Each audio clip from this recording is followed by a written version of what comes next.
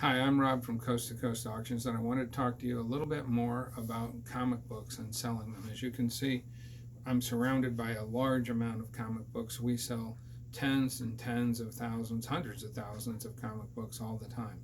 We've set over 700 world record prices selling comic books at auction, and I'd love to set the next world record for you.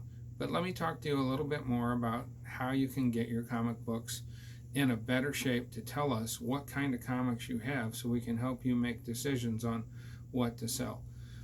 I talked to you in a previous video about using comic book dividers to make the work easy. You can get these on eBay, you can get these on Amazon, you can get these at every comic book store that I know of sells these. They're plastic, they're tough, you can write here on the top and help you organize your collection.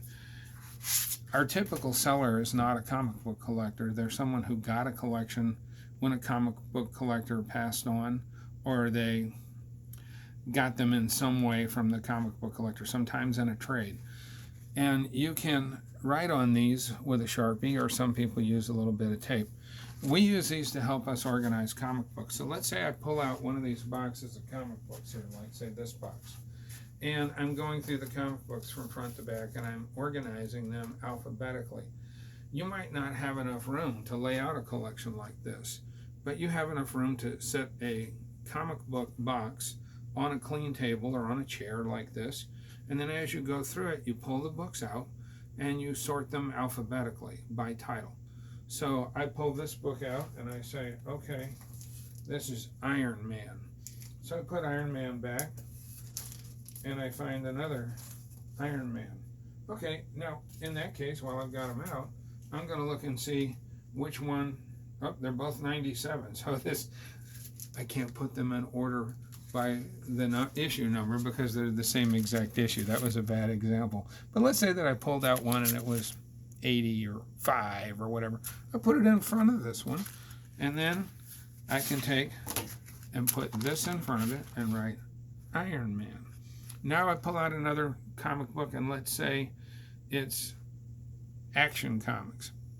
It goes in front of Iron Man because it comes before Iron Man. A comes before I. And then I put all the ones from Action Comics in there, and I write on here on the next one. I pull one out and put it in front of it, and I say Action. Now I've started to organize the collection.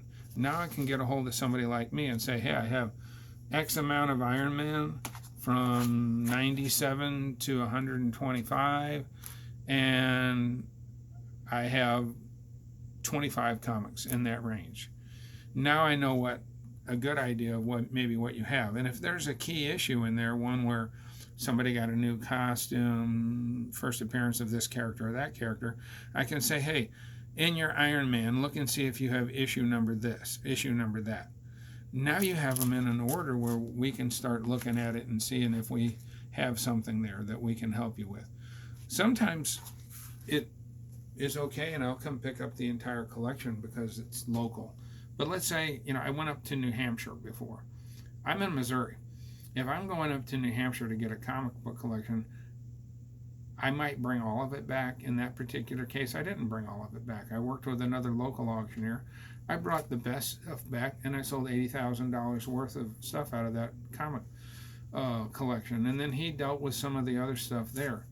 And he did pretty well there, too. In fact, I don't want to say the numbers. I forget exactly what he did. But in any case, everybody was happy. He was happy enough that he recommended that the National Auctioneers Association write a story about it.